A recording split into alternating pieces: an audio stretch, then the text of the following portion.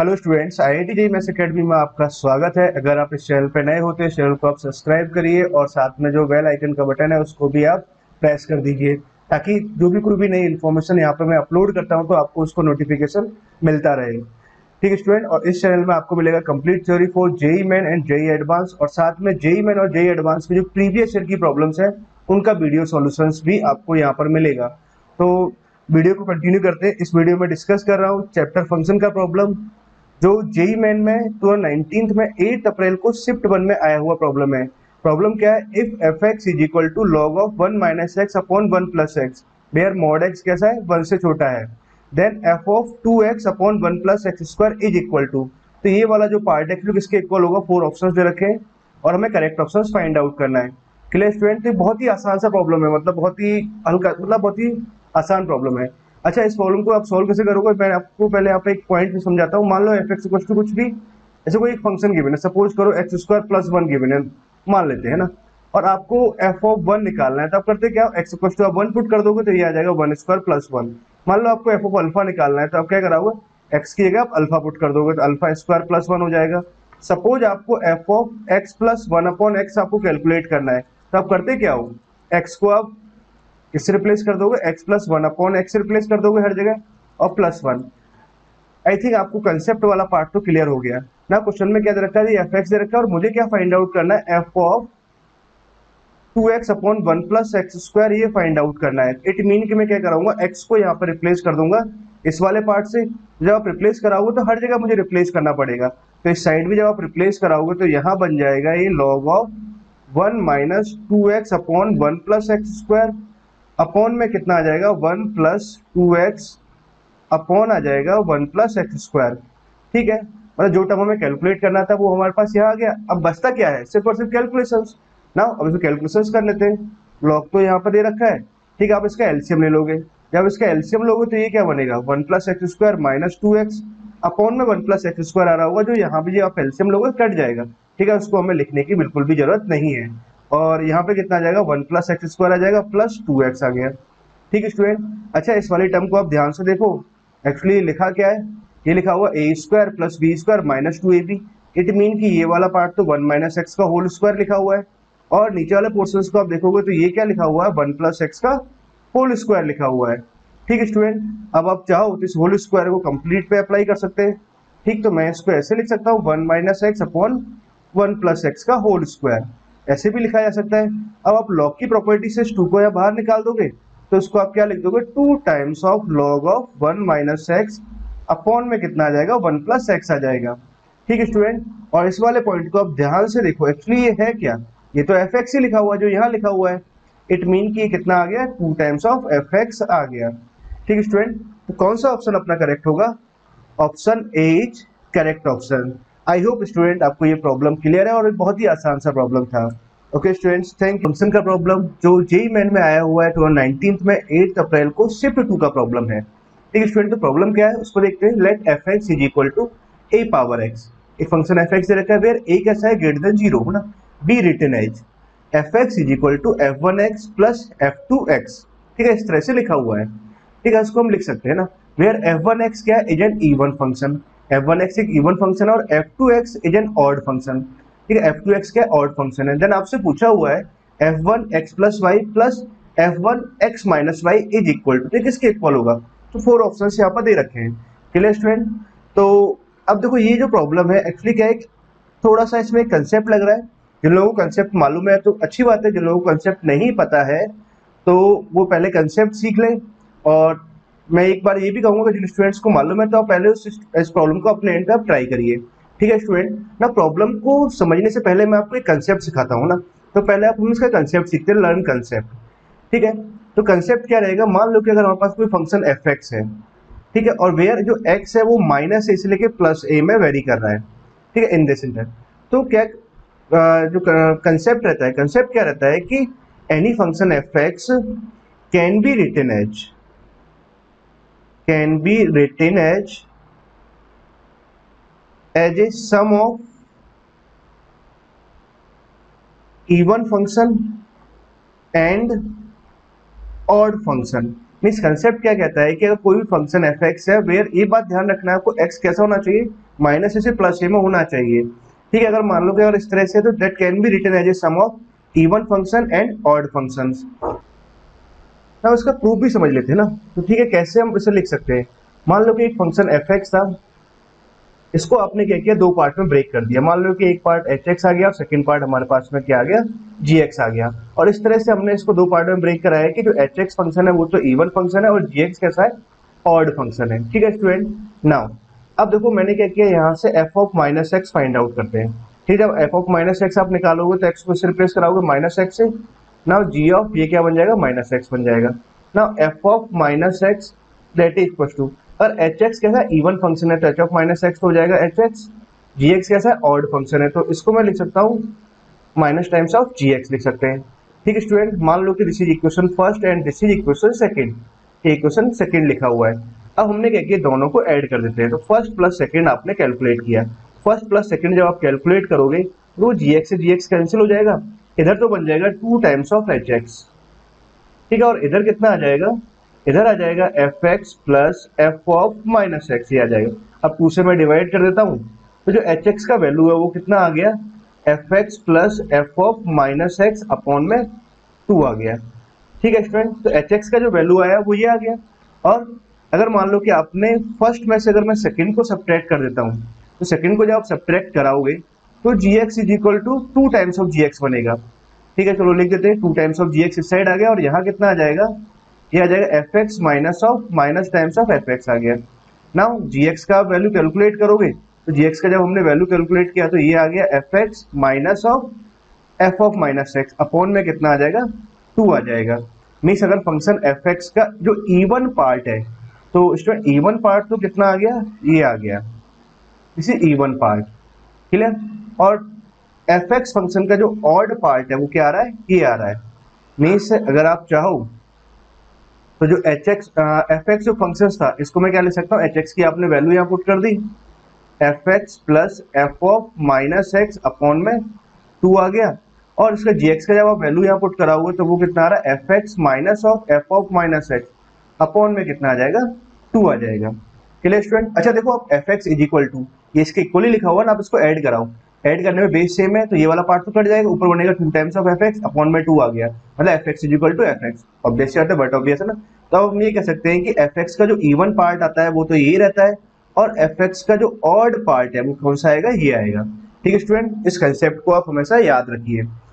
ठीक है, तो कभी भी अगर फंक्शन का जो भी कोई फंक्शन है अगर माइनस ए से प्लस ए में डिफाइंड है तो उसको हम क्या कर सकते हैं, इवन और ऑड फंक्शन के फॉर्मेट में लिख सकते हैं। उसका जो इवन पार्ट आएगा वो ये आएगा और ऑड पार्ट आएगा तो वो ये आएगा ना। अब हम अपने प्रॉब्लम की तरफ चलते हैं। प्रॉब्लम में ये दे रखा था कि जो फंक्शन एफ एक्स था तो उसको हमने f one x plus f two x मतलब इवन फंक्शन और ऑड फंक्शन के फॉर्मेट में लिखा हुआ है, और f one x plus y plus f one of x minus y हमसे पूछा हुआ है। ठीक है, नाउ तो जो एफ वन एक्स है, तो जो फंक्शन एफ एक्स है आपने कैसे लिखा हुआ है, इसको even part plus odd part के फॉर्मेट में लिखा हुआ है। दिस इज इवन पार्ट और दिस इज ऑड पार्ट। तो अब आप देखो डायरेक्टली बोल सकते हो जो एफ वन एक्स का वैल्यू आएगा वो कितना आ जाएगा, f x plus f of minus x upon में 2।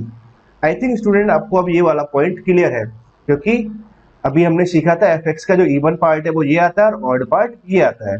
तो एफ वन एक्स का वैल्यू तो ये आ गया। Clear, now f one x is equal to आ कितना गया, basically f x equal to है क्या, ए पावर एक्स है, तो ये बन गया ए पावर एक्स प्लस ए पावर माइनस एक्स अपॉन में कितना आ गया, 2 आ गया। ठीक, तो एफ वन एक्स ये आ गया।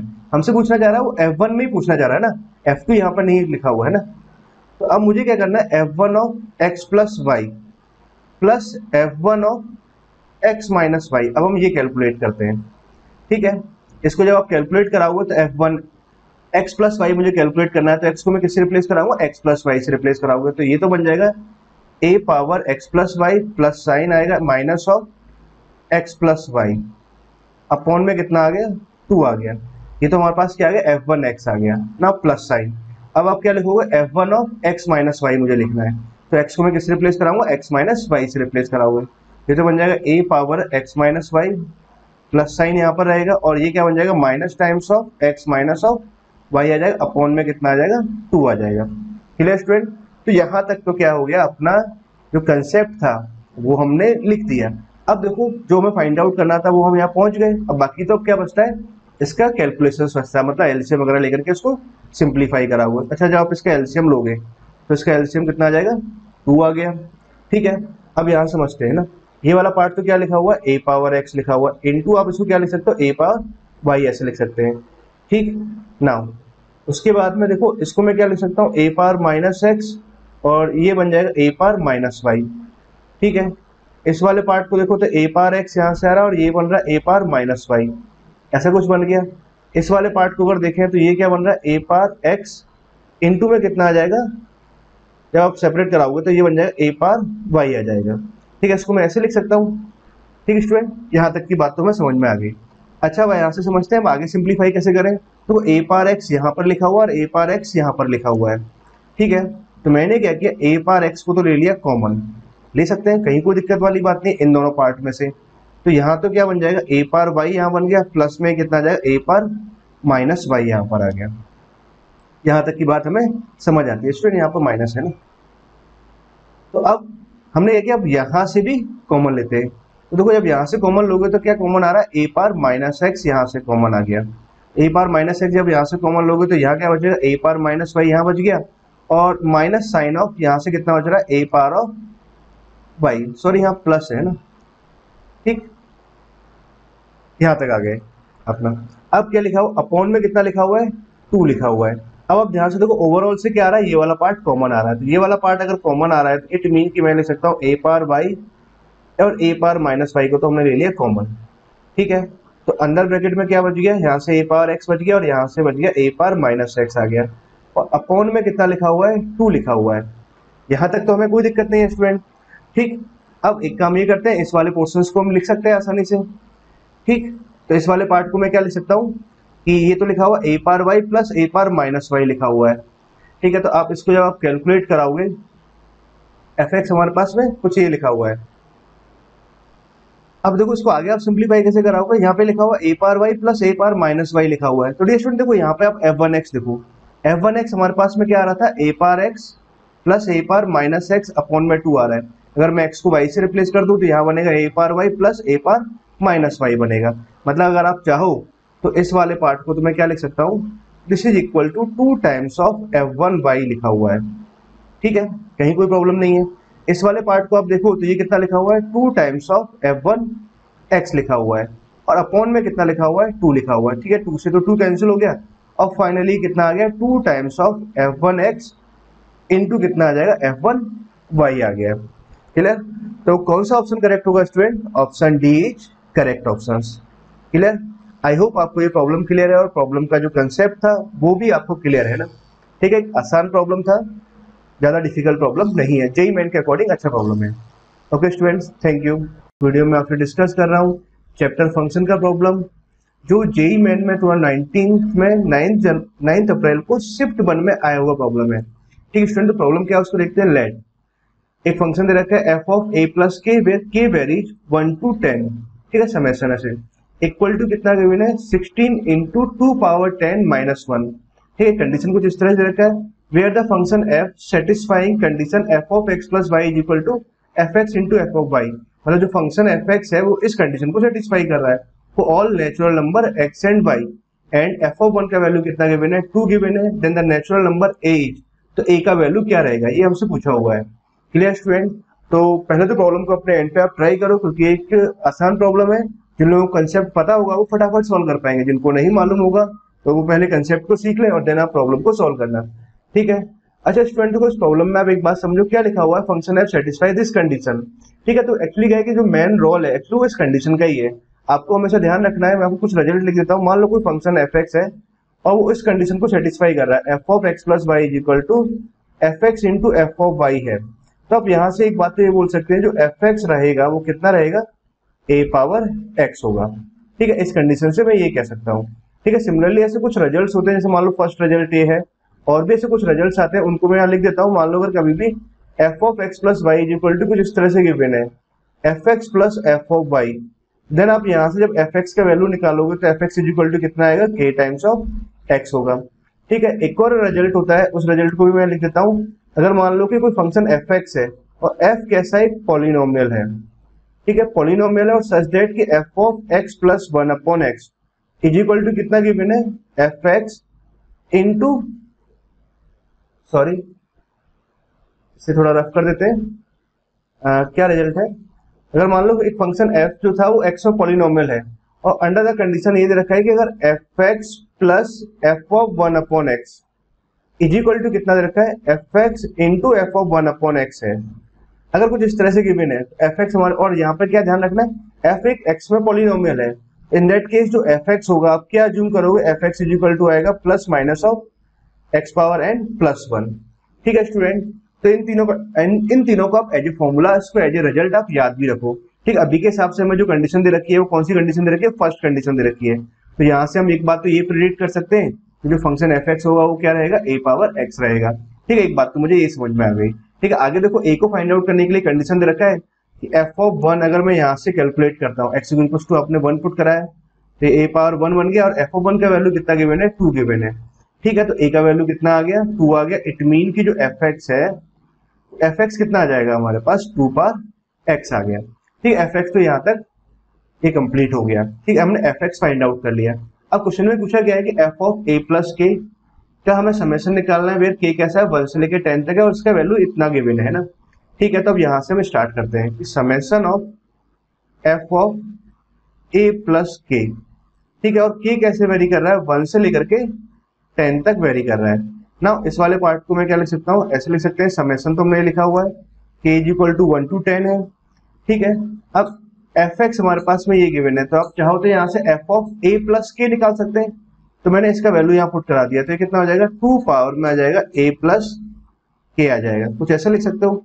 ठीक है, उस समेशन वाले पार्ट को आप सिंप्लीफाई कर सकते हैं, इसको तो मैं सेपरेट कर दूंगा 2 पावर ए, और इसको मैंने लिख दिया 2 पावर के यहाँ पर लिख दिया। ठीक है, के को तो हमने, सॉरी के कैसे वेरी कर रहा है, 1 से लेकर 10 तक वेरी कर रहा है। ठीक है, 2 पावर ए को आप बाहर निकाल सकते हो, तो 2 पावर ए आपने बाहर निकाल दिया क्योंकि वेरिएबल क्या है, के वेरिएबल है फॉर दिस समेशन ना। उसके बाद आप क्या कराओगे, के का वैल्यू आपने 1 2 3 से पुट करना स्टार्ट किया, ये बनेगा 2 पावर 1, दिस इज 2 पावर 2, फिर आगे बनेगा ये 2 पावर 3 डॉट डॉट, अब कहाँ तक जाओगे, 2 पावर 10 तक जाओगे। ठीक है स्टूडेंट, ना अब इस वाले पार्ट को आप ध्यान से देखो, तो ये क्या एक्चुअली लिखा क्या है, ये एक जीपी लिखा हुआ है, और जैसे कॉमन रेशियो कितना आ रहा है, 2 आ रहा है, नंबर ऑफ टर्म्स कितना है, 10 है। तो ठीक है, इस जीपी का सम तो आप आसानी से निकाल सकते हो। 2 पावर ए, फर्स्ट टर्म कितना, ए इंटू आर, आर कितना आ रहा है, 2 आ रहा है, नंबर ऑफ टर्म्स कितना आ जाएगा, एन, मतलब 10 हो गया, minus 1 a into r power n minus 1 upon में आप क्या लिखोगे, आर माइनस 1, कुछ ऐसा आपने ये लिखा। ठीक है, यहाँ तक की अब बात क्लियर हो गई ना। ठीक है, इसका हमने जीपी का सम निकाल दिया, यहाँ तक क्लियर हुआ।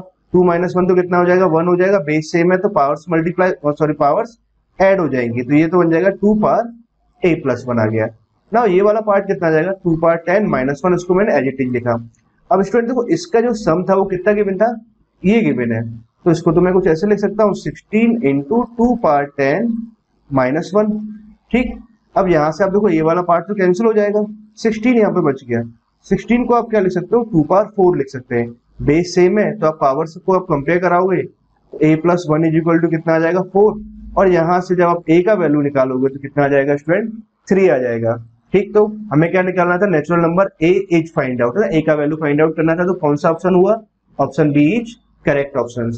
क्लियर स्टूडेंट, आई होप आपको ये प्रॉब्लम अच्छे से क्लियर है, और इस प्रॉब्लम के पीछे जो कुछ मैंने कुछ कंसेप्ट है आपको सिखाए हुए हैं, मतलब कुछ फॉर्मूले आपको यहाँ सिखाए हुए हैं, आई होप आपको फॉर्मूले भी क्लियर है।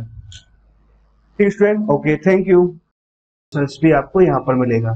ठीक है स्टूडेंट, तो वीडियो को कंटिन्यू करते हैं, और इस वीडियो में आपसे डिस्कस कर रहा हूँ चैप्टर फंक्शन का प्रॉब्लम, जो जेई मेन में 19 में 9 अप्रैल को शिफ्ट 1 में आया हुआ प्रॉब्लम है। ठीक है स्टूडेंट, तो प्रॉब्लम क्या है, if the function F R minus 1,1 से लेकर के सेट ए में डिफाइंड है, मतलब इस सेट से इस सेट में डिफाइंड है, और इस तरह से डिफाइंड है कि f x is equal to है क्या, x square upon 1 minus x square is surjective, मतलब ये जो फंक्शन एफ एक्स है वो सर्जेक्टिव है, then a is equal to, तो ए किसके इक्वल होगा।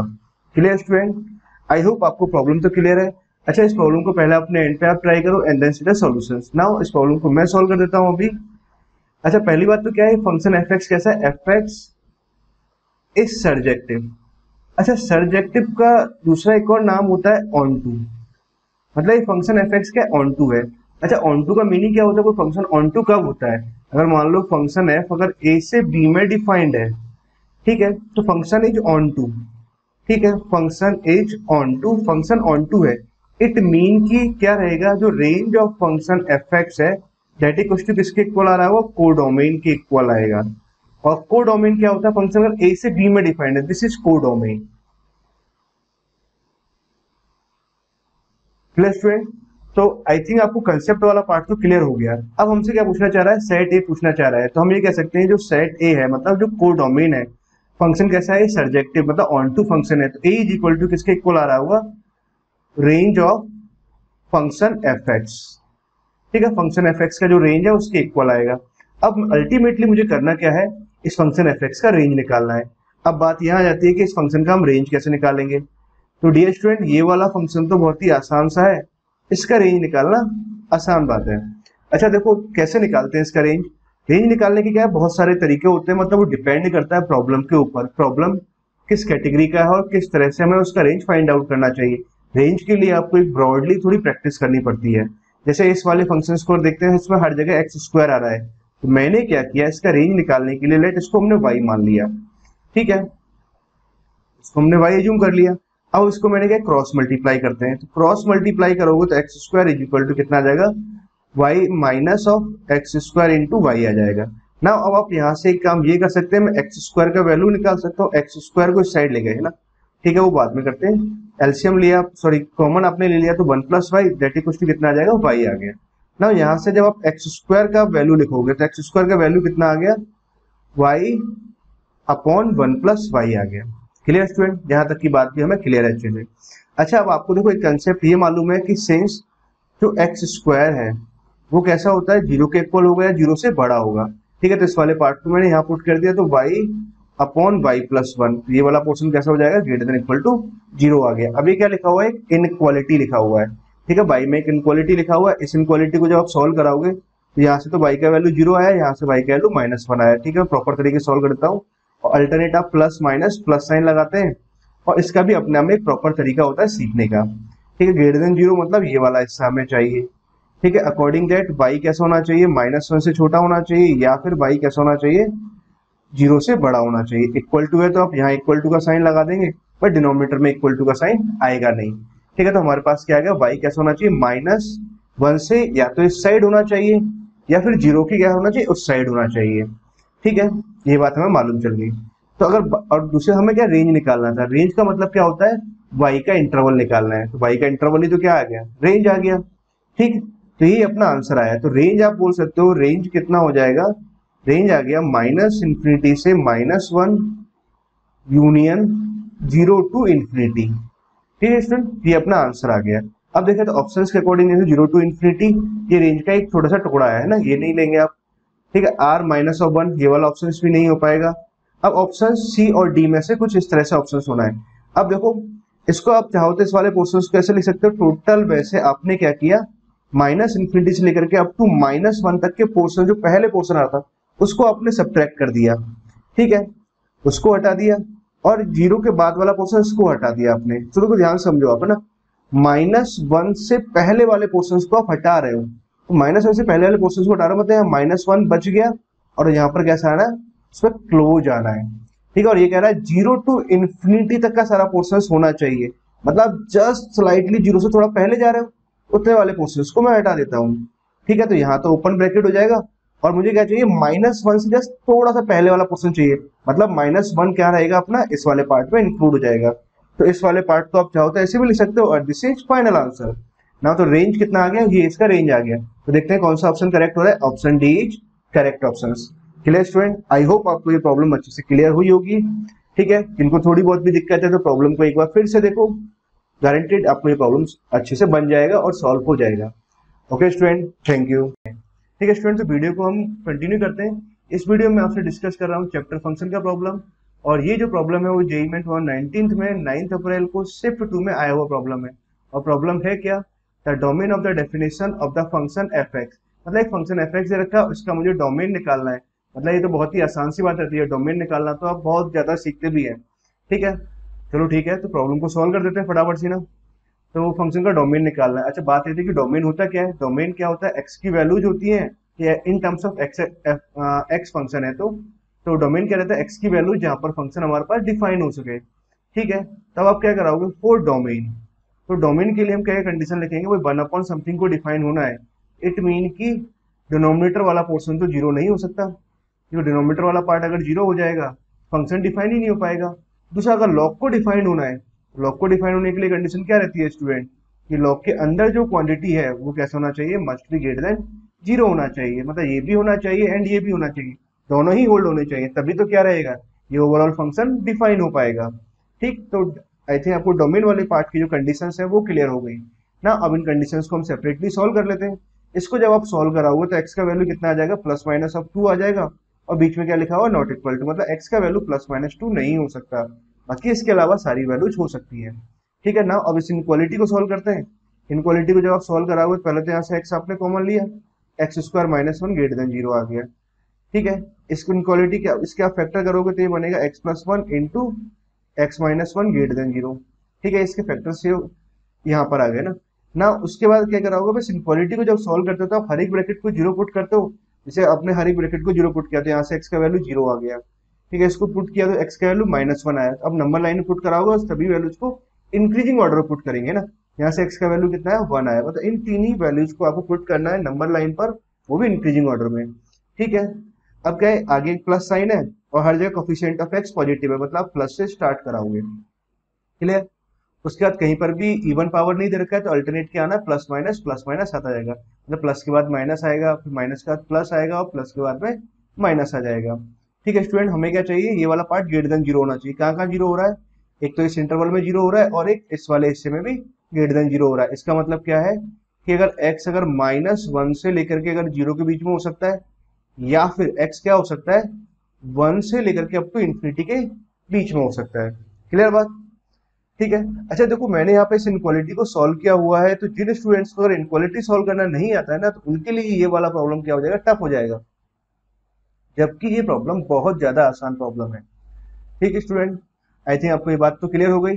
अब क्या ये भी होना चाहिए एंड ये भी होना चाहिए, तो इट मीन कि आप दोनों का क्या लोगे, इंटरसेक्शन। और इंटरसेक्शन जब आप लोगे तो भाई ये कह रहा है कि एक्स का वैल्यू प्लस माइनस टू नहीं होना चाहिए, तो देखो कहीं आ रहा है क्या, यहाँ से एक्स बिलोंग्स, ये माइनस वन से लेके जीरो तक जा रहे हैं, ठीक है, कोई दिक्कत वाली बात नहीं है।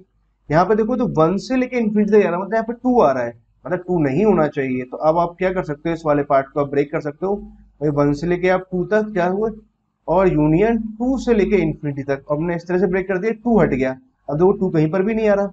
ठीक है, तो ये हमारे पास में क्या आ गया, एक्स का इंटरवल आ गया जहां पर ये फंक्शन डिफाइन हो पाए। ठीक, और जिस इंटरवल में फंक्शन डिफाइन हो पाता है उसी को तो हम क्या कहते हैं, डोमेन कहते हैं। Means this is answer. Clear student, अब कौन सा ऑप्शन करेक्ट रहेगा, according that minus one two zero जहां जहां आ रहा है ना, फिर यूनियन वन टू इन्फिनिटी भी आ रहा है, टू टू इन्फिनिटी आ रहा है, इट मीन कि ऑप्शन बी अपना कैसा हो गया, करेक्ट ऑप्शन हो गया। क्लियर स्टूडेंट, आई होप आपको ये प्रॉब्लम अच्छे से क्लियर है। Okay, thank you. Video solution भी आपको यहाँ पर मिलेगा। ठीक है स्टूडेंट, तो वीडियो कंटिन्यू करते हैं। इस वीडियो में डिस्कस कर रहे हैं चैप्टर फंक्शन का प्रॉब्लम, और ये जो प्रॉब्लम है जेई में 19th में 10th अप्रैल को शिफ्ट 2 में आया हुआ प्रॉब्लम है। ठीक है स्टूडेंट, तो प्रॉब्लम है क्या, let f x is equal to log of sine x base a, और फिर एक्स कैसे वेरी कर रहा है, जीरो से लेके पाई तक, and g x is equal to क्या लिखा हुआ है, sine inverse of e power minus x लिखा हुआ है। ठीक है, एक्स कैसा है, greater than equal to zero है। If alpha is a positive real number, alpha कैसा है, एक पॉजिटिव रियल नंबर है, and a is equal to कितना दे रखा है, f of g dash alpha, मतलब डिफरेंशिएशन के बारे में बात कर रहे हैं। ठीक, ए इज इक्वल टू इतना है और बी इज इक्वल टू कितना दे रखा है, एफ ऑफ जी अल्फा दे रखा है। ठीक है, काफी सारी बातें दे रखी है, तो हमें फोर ऑप्शंस दे रखे हैं, ये भी दे रखा है ना, तो अब हमें कौन सा ऑप्शन करेक्ट रहेगा ये मुझे फाइंड आउट करना है स्टूडेंट। तो कैसे आप सॉल्व करोगे, अच्छा प्रॉब्लम को अपने एंड पे ट्राई करो, बहुत ही आसान सा प्रॉब्लम है, बिल्कुल भी डिफिकल्ट नहीं है ना। प्रॉब्लम को मैं सॉल्व कर देता हूँ। F x is equal to कितना है, f x is equal to given है लॉग ऑफ साइन एक्स, ठीक है, और बेस कितना गिवन है, ए गिवन है, और साथ में g x is equal to कितना दे रखा है, g x is equal to दे रखा है sine inverse of e power minus x, g x equal to इतना गिवन है। अच्छा मुझे निकालना क्या था, एफ ऑफ जी, और एफ ऑफ जी यहाँ पे लिखा हुआ है, तो मैं एक काम ही करता हूँ, पहले हम f of g x calculate कर लेते हैं।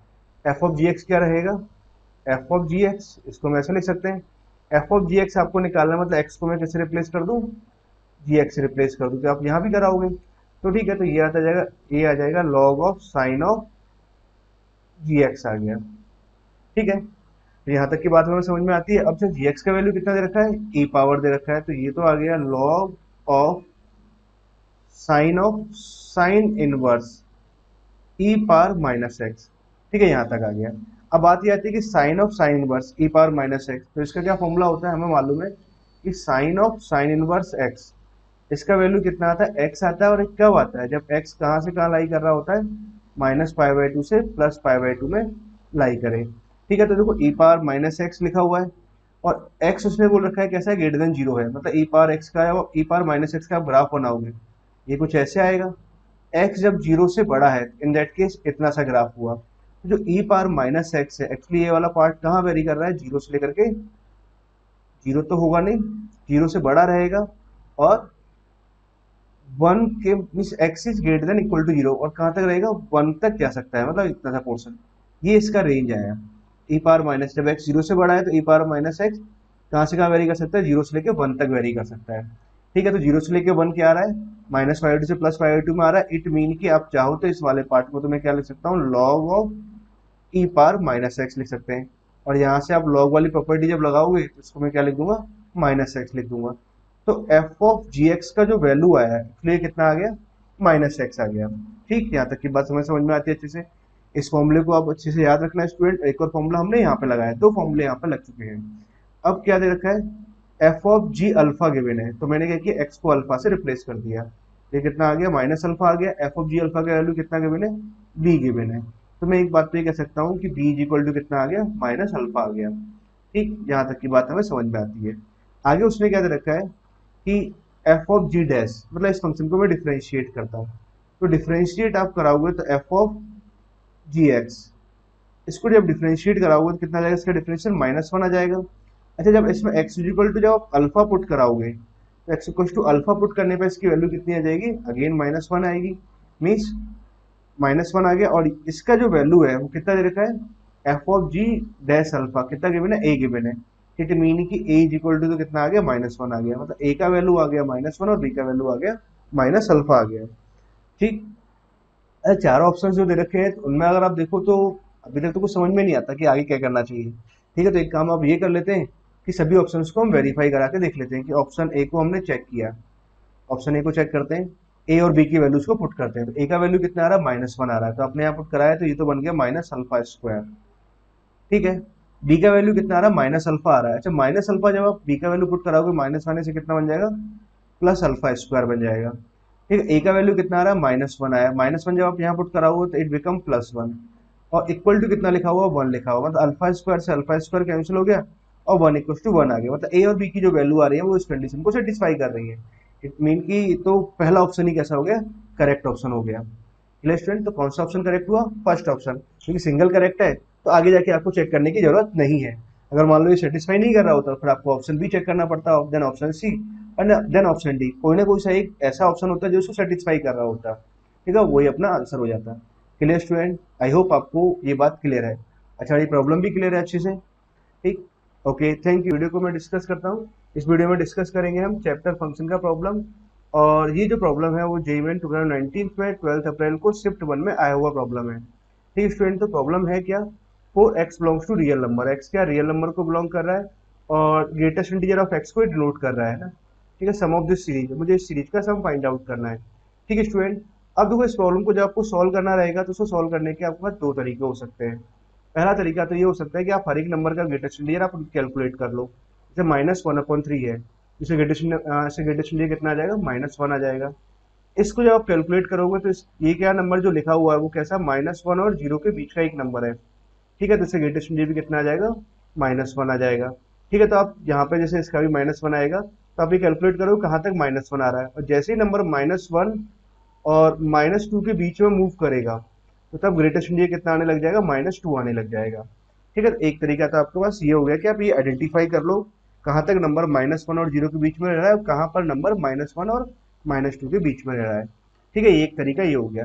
वेल, मैं आपको एक और तरीके से यहाँ पर इसको डिस्कस करूंगा और इस तरीके को आपको ध्यान रखना चाहिए, इससे प्रॉब्लम क्या फटाफट सॉल्व हो जाएगा। बस आपको कुछ रिजल्ट आपको मालूम रहना चाहिए।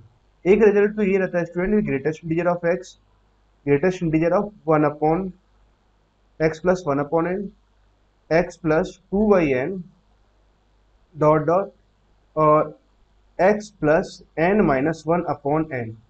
ठीक है, तो इसका जो फॉर्मूला आता है, इस सीरीज का जो सम आता है, कितना आता है, greatest integer of n x आता है, और एन कैसा एक नेचुरल नंबर है। क्लियर स्टूडेंट, यहाँ तक की बात हमें समझ में आती है। अच्छा, इस सीरीज को देखो, ये इस जैसा लिखा हुआ है कि नहीं लिखा हुआ है, वन अपॉन थ्री लिखा हुआ है, वन अपॉन थ्री है ना, plus one upon hundred, two upon hundred, three upon hundred, 99 upon hundred, मतलब 100 से एक कम तक। हाँ, ऐसा कुछ लिखा हुआ है। ठीक है, बट एक प्रॉब्लम क्या है कि यहाँ पर दे रखा है बीच में माइनस साइन, और जबकि हमारे फॉर्मूले में क्या आ रहा है, बीच में एक प्लस साइन आ रहा है।